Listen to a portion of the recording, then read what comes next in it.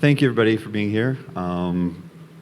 We've shifted the focus of this panel a little bit. We're still going to talk about the business of doing good, but we're also, I think probably the three of us have made our careers out of not necessarily always following the rules. We're going to break the rules here and shift courses a little bit to talk about the business of doing good, but more broadly about using hospitality, entertainment, and philanthropy to elevate economies, not just in cities, but in countries and nations and in regions. So just very quickly, I'm Michael Holstein. I'm the head of communications for CCI, and I guess the producer of this event, so you can blame me for anything that's gone astray. I've worked in communications and hospitality and entertainment for 20 years, since leaving an ill-advised career as an entertainment lawyer. And I've had the pleasure of moderating a lot of panels in my life, and I always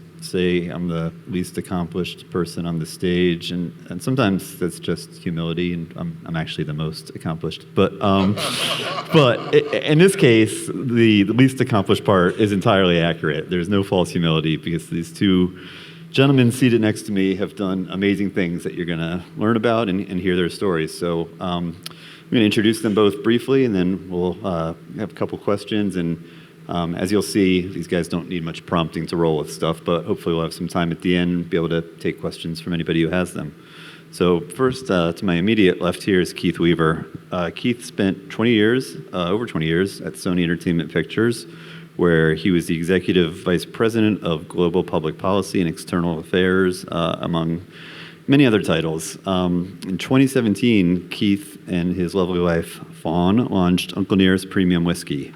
I will say, just breaking script here for a moment, prior to becoming a fan and a friend of Keith, I was a fan of the product. So it's nice when you, when the person backs up the thing you like. So Uncle Nearest has now won countless awards. It's the fastest growing whiskey company in the United States. It's the largest black-owned spirits brand in the world.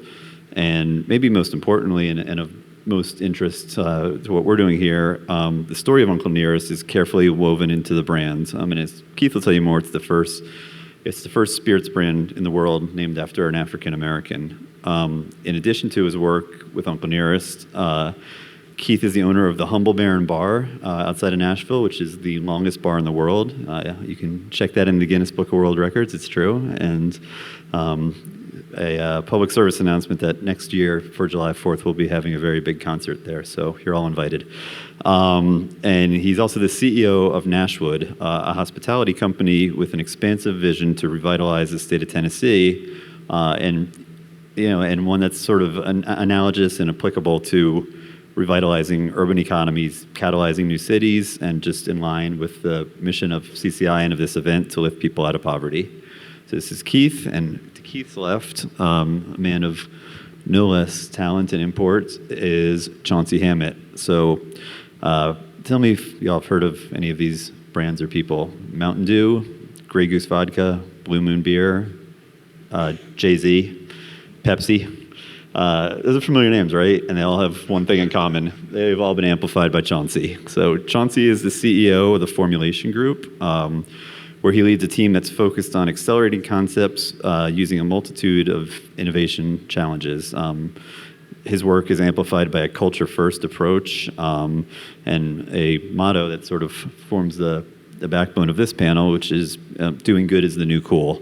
So the Formulation Group has assembled some of the brightest minds across consumer strategy, innovation, creative development, insights, analytics, and marketplace execution. They've built multi-billion-dollar brands throughout the United States and the world, and I think they're looking forward to making inroads not just in Africa, but around the world as well. So please welcome Keith and Chauncey, and we'll dive in.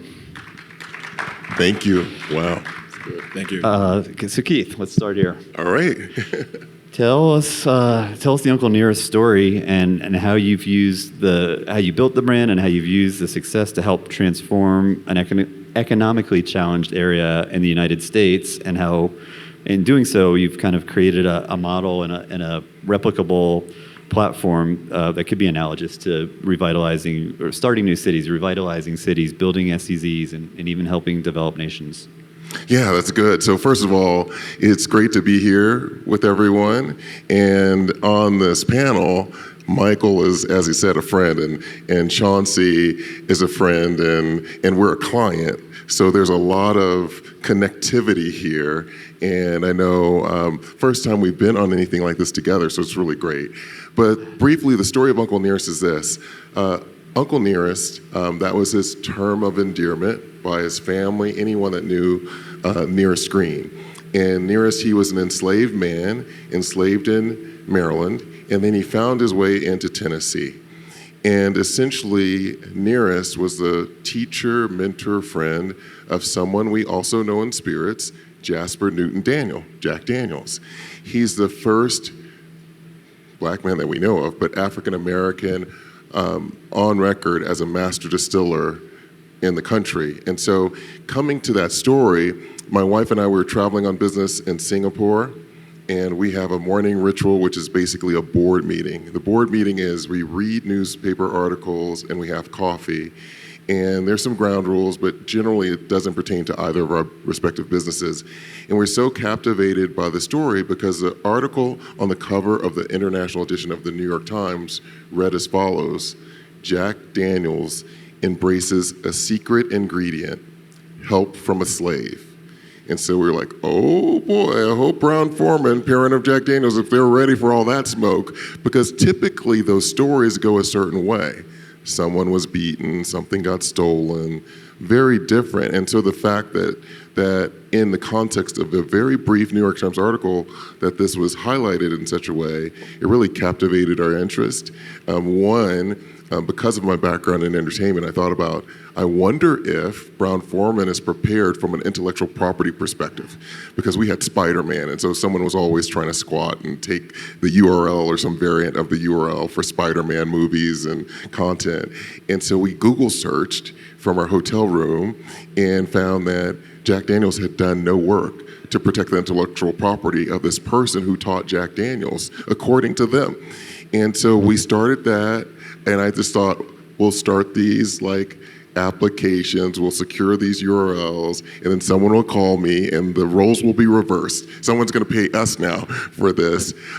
Fast forward, my wife went deeper into the research, and so she wanted to know more about this black man that taught Jack, and ordered from our hotel room through Amazon Jack's official biography. Upon our return, she poured deeply into it. We found ourselves in Lynchburg, Tennessee in 2016, and everything sort of took off from there. And as it relates to the brand, we had no thought about starting a spirits company, really. It was really in service to the story, a unique story, a special story, because the story has always been rooted in love, honor, and respect. And coming out of the South, and particularly in the States and in Tennessee, where the Ku Klux Klan was founded in Pulaski, Tennessee, not very far from where we're from, or where we found ourselves in Tennessee. And it was a place called Lynchburg. Lynching happened a lot, and we voluntarily went to a place called Lynchburg, which is kind of crazy when you think about it. But there was something that felt special. There was something that then, as well as now, undergirds our why for it. And as it relates to this important work you all are here uplifting, is because of the area in which we find ourselves with the business, it's a very rural area. So Lynchburg's quite small. Population is like 300 people. Our distillery is just north of Lynchburg, Tennessee, also in a small rural community, mostly sort of, noted by farming activity. So the distillery was developed there, and we really thought about tourism, commerce, coming to the area, producing the product there. So we took an old horse farm in the middle of nowhere, and that became a big adaptive reuse project. What I love about it in terms of the new cities work that's in sort of analogous and maybe could be mirrored in other contexts is that now, this month is the 8th year anniversary of Uncle Nearest Whiskey. The distillery came later. And so we're now in our 5th year of the distillery. Last year, we found ourselves as the 7th most visited distillery in the world. We had over 230,000 visitors to the distillery. So you can imagine the rural nature of the location. There was no appropriate infrastructure for a distillery or anything else.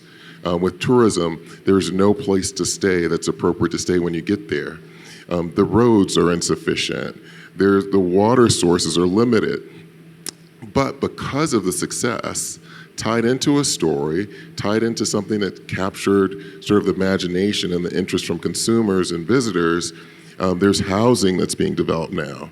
The jobs, the per capita income has gone up. We ourselves are our employer. I'm really proud of someone who works for me who is from the area, and he was a groundskeeper. He's now the head of supply chain management for the company. So if you think about like the thought of imagination, action, and bringing things to places that don't have anything ostensibly, and what you can do and how you can grow and what can be created in terms of economic vitality, it could be quite special. So there's a lot to chew on with that, but feel really good about all of that.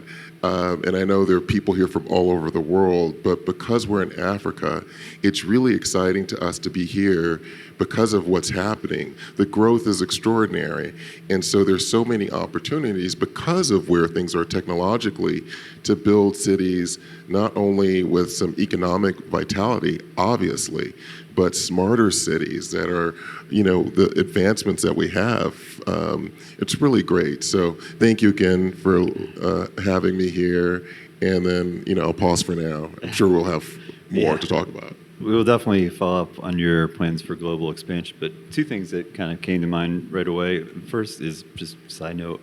It's so funny that if you think about how many, you've worked in television too, how often like a clever title or owning the right URL can like be something so simple, like, oh, I got this domain and I can build something on that. So, and we do it, when I was working in television, it's like you have a clever pun in your title and they buy the show sight unseen. So, but also on a more serious note, what you did is, you put in a business, it's like if you build it, they will come, right? And yesterday, on one of these, one of the panels, actually as a keynote, Sid talked about using large-scale public art to drive people, so like the Bean in Chicago and things like that.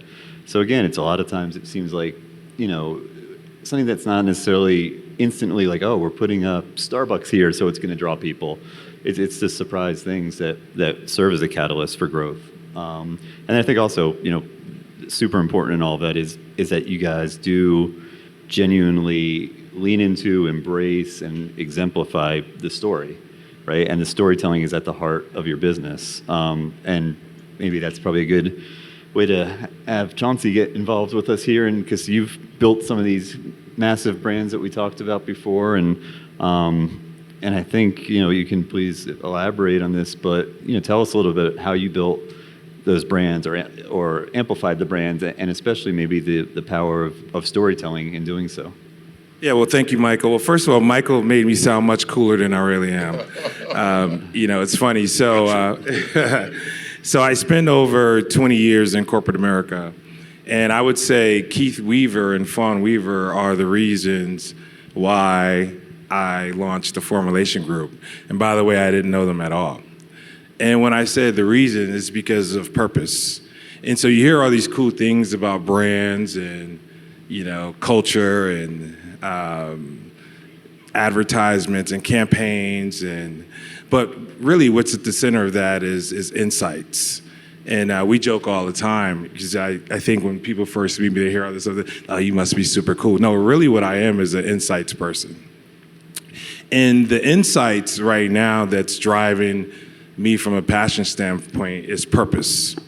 And Michael talked a little bit about this idea of doing good. And I truly believe that doing good is the new cool.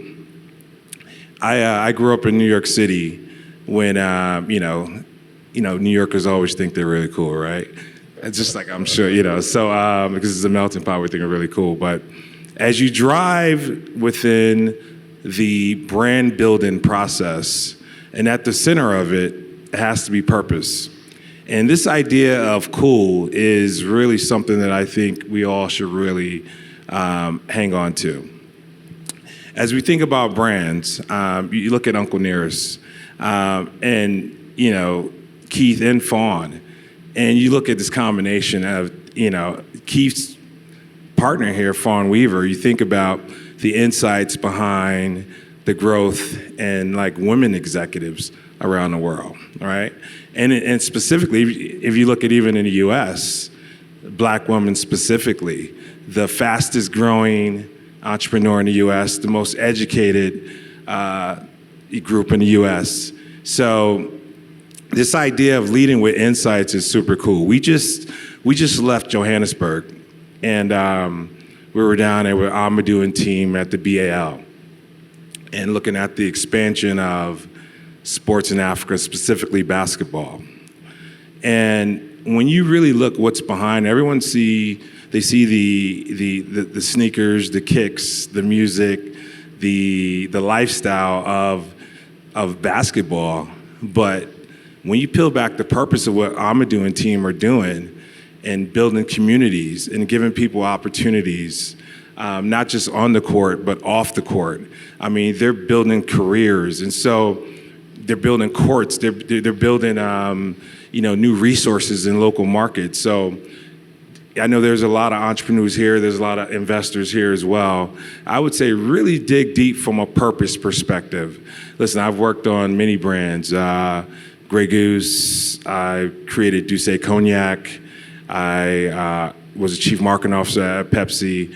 But when you're able to work with entrepreneurs that are driven from a purpose perspective, that's where you're starting to see the accelerated growth at.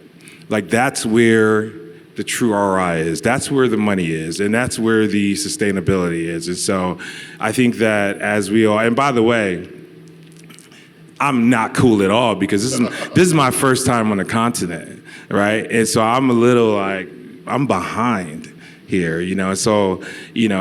but I'm looking at the insights, right? And I'm coming in from a purpose perspective that's very authentic. And so I think if you're keeping that at the center of your approach, and listen, at the end of the day, you have to have, your focus on ROI, and I would say this. And so it's funny because I talk two things in the way I approach business. One is super insights driven and purpose. I never talk cool, I never talk any of that stuff, but I talk insights, then I talk commercialization, right? And so you can have the best product, but if you don't have, you can have the best insights, but if you don't have your right supply chain in place, that's going to really help you scale your business, then it's a watch out. So that's really where things come about for me from a formulation group standpoint. By the way, Keith's being super humble. This brand, Uncle Nearest, is a special brand. And it's expanding here to Africa. Kenya's going to be a big market for it all over. So, but he's being super humble, and the way they run their business is people first, and they care, And so I think this idea of putting your heart in it, having empathy, leading with empathy, leading with transparency. Listen, we're all here to build legacies and make sure everyone in our family are, from a generational wealth standpoint. But, insight, trust the insights. I would say that's kind of, I think it's a big piece for me. Well, yeah, I think, decisions are never purely data-driven, and sometimes they are purely emotional and probably shouldn't be, but I think the best ones come from when it's like you trust your heart, your mind, your gut, and when they're all aligned, you've probably found something special, right? And I think we've all found out through our careers and just through our work together that when it feels right, it usually is right. So, but I think it's super interesting that both of you mentioned this is your first time in Africa. And for us and for the purposes of this conference and all of this, Africa is I think, it's the most rapidly urbanizing continent, and it's probably the biggest untapped economy that the world has ever seen right now in this moment. So for you, Keith, as you're, talking about bringing Uncle Nearest here, or, even with the BAL coming here, we can talk more about that. How do you plan for global expansion, and sort of what opportunities do you see in that? Sorry, I was dancing to this ringtone. Yeah, a little bonus soundtrack there. Doing good while having fun, right? We like that. Exactly. I sang on stage last night. I'm not doing it again. You did. I was impressed and surprised by that. I mean, for us, right now, Uncle Nearest, we're in, certainly all 50 states in the U.S. We're in 13 countries outside of the U.S. We have about 70,000 points of distribution, which is to say, in lay terms, places where you can buy Uncle Nearest. As we think about it, particularly with respect to Africa, there aren't a lot of international markets we're going into because, one, it's quite expensive, and despite the success of the company, we're still, at 8 years, we think of ourselves not quite startup, maybe a little beyond toddler, maybe we're a bigger toddler now, and we like to be under the radar because my feeling is I like to be underestimated. It's hard to do that when your wife is in Forbes, so that's over now. But we still don't see ourselves, because we're not LVMH, we're not Pernod Ricard, we're not Diageo. So what we have to do and what we consider is where is their growth, where's their affinity for the product. We're a brown spirit, for those who don't know Tennessee whiskey, we're a brown spirit. The continent, in a general sense, appreciate and love brown spirits. Also, even though Uncle Nearest, a black man, and my wife and I, both black, and even though we're the largest black-owned spirits company in the world, we're not exclusively black.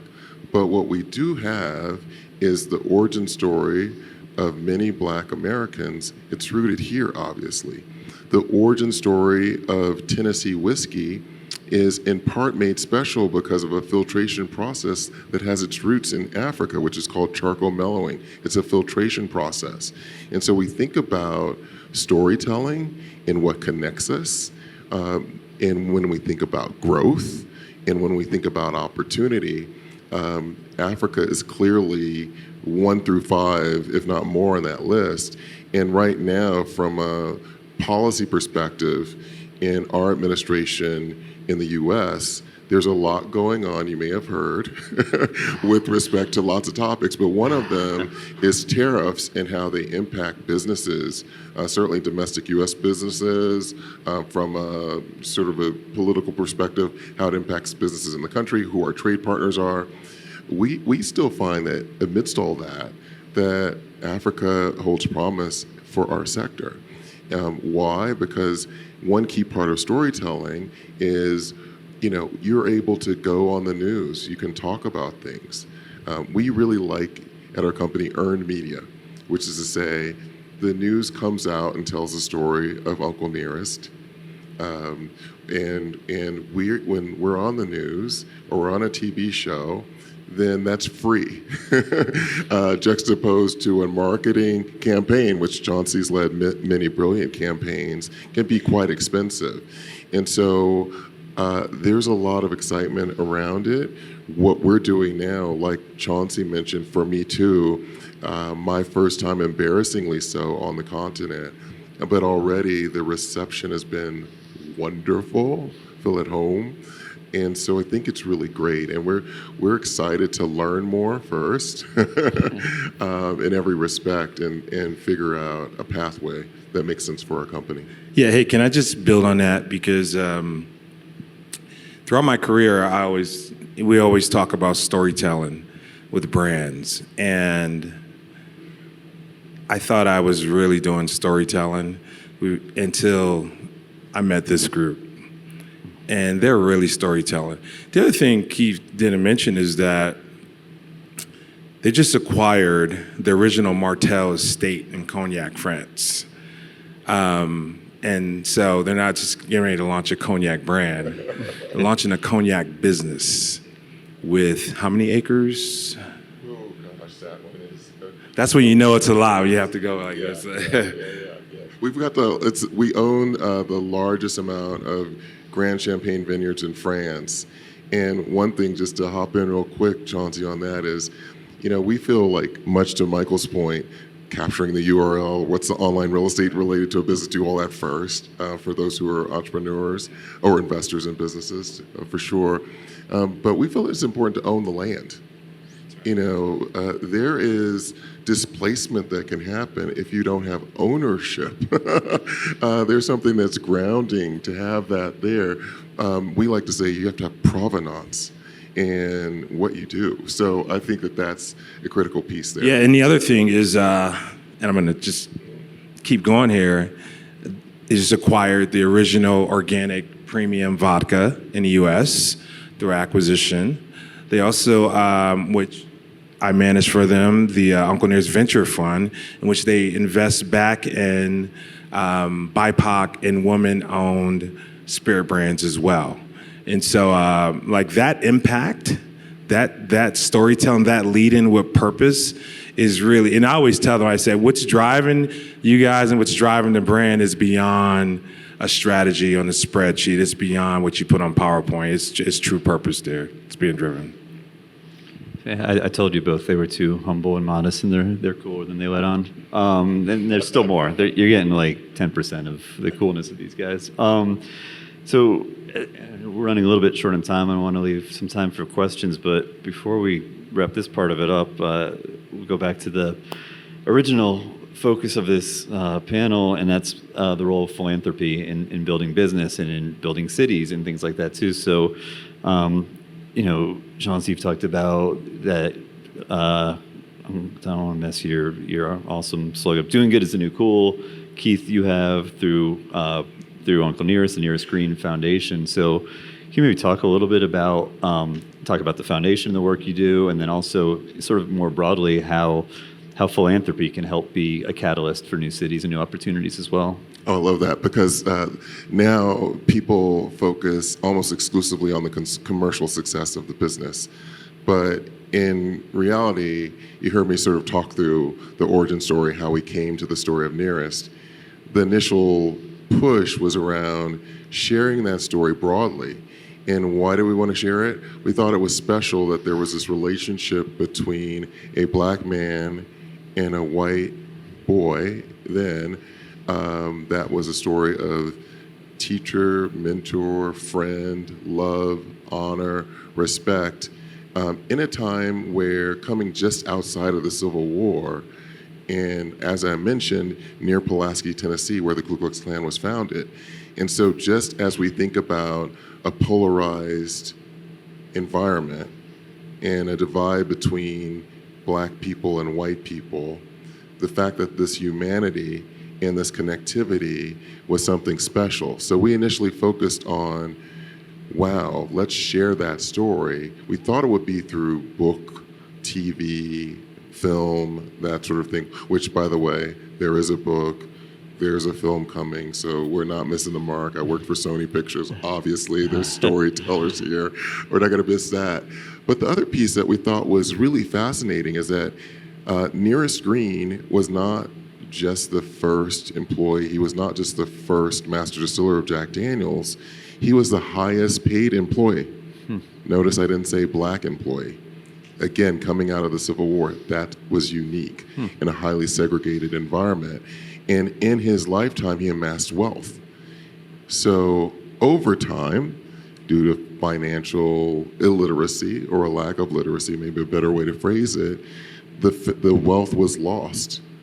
And so one of the things we started, and this was before we sold whiskey, so it was really crazy, scary, purpose-driven, I don't know what you want to say. We started the foundation first, and the focus of it was to ensure that Nearest's descendants, there were 107 of them, because my wife is a crazy researcher, and so she found them. And so we still put every Nearest Green descendant through school. Med school, law school, tutor, all of that.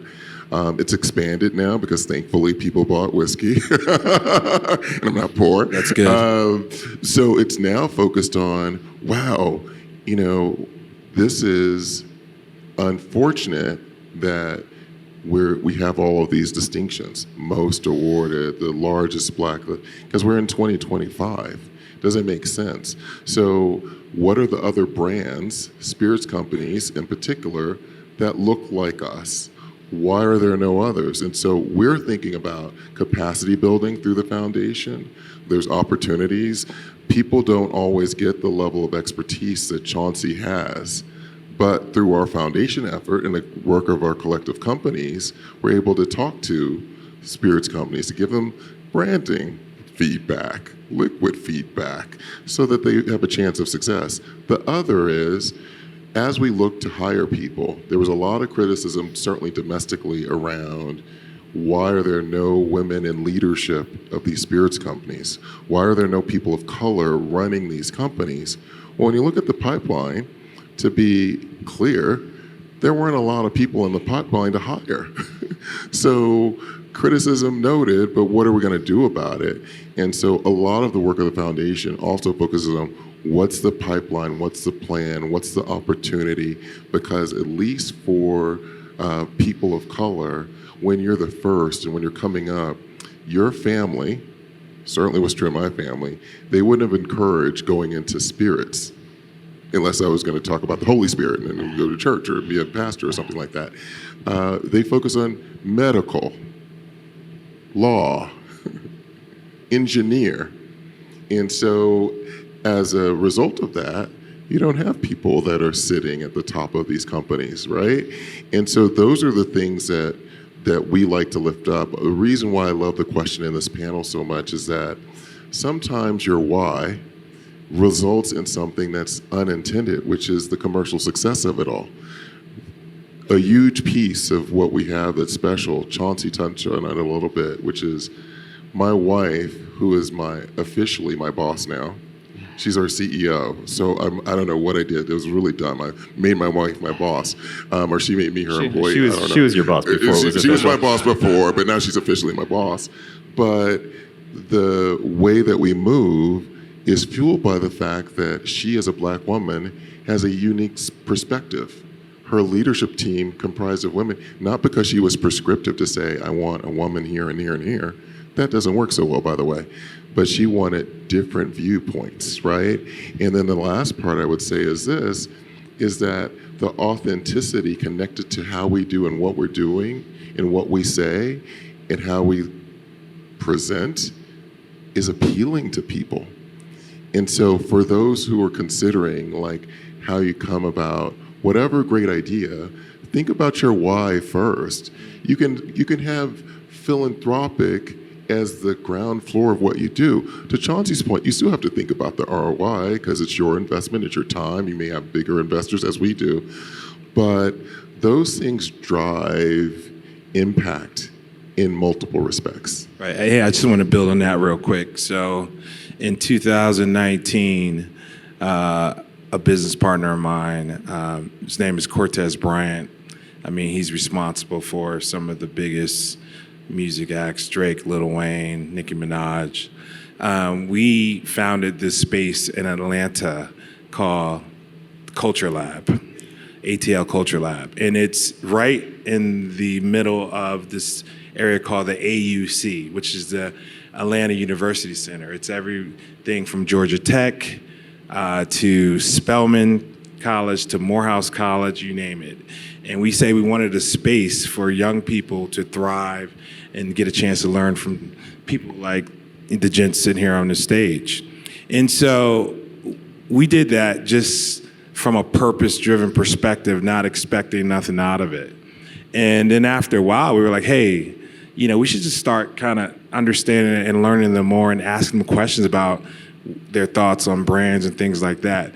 From ATL Culture Lab, there was a brand that was born out of there called Starry Lemon Lime. Now, Starry launched in 2022. Now, Starry is now a $1 billion platform for PepsiCo. And that we were not expecting. We didn't go in and say, hey, we want to go in and kind of just pick people's brains and these are the cool kids.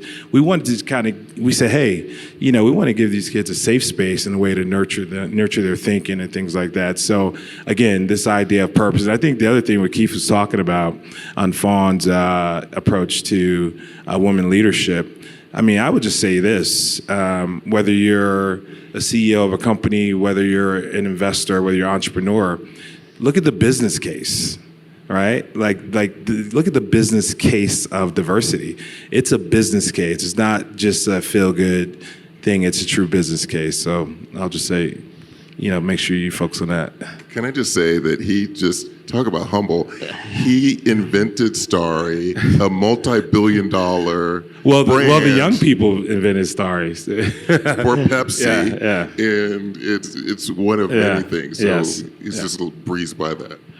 I was going to say the same thing. If Chauncey's not cool, I don't know who is. So we have just a couple more minutes, but yes, that's kind of a final note here. When I was growing up, my grandfather used to always say two things to me that I still remember. One was the harder I worked, the luckier I got, and the other was you have to create your own opportunity and just bull your way through. And he made money selling shower curtain rings, so you never know where it's going to come from.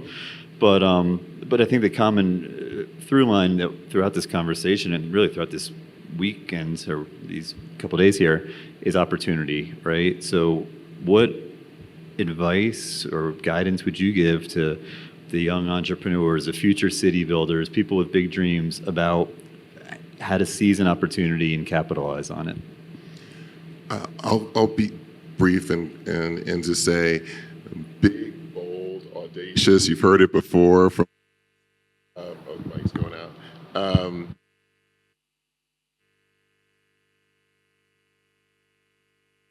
If you guys don't want the answer, you don't have to be aggressive with it. Okay. So big, bold, audacious, scary. You can't be afraid of failure because the thing that looks like failure, and you might think that there's a period, is really just a moment. So that really should be a comma.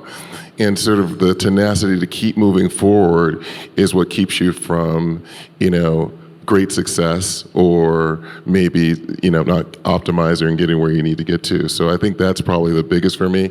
And then I would say this just because I'm a person of faith. So the faith foundation is really important. So we observe the Sabbath because you could find yourselves working through and exhausting yourself.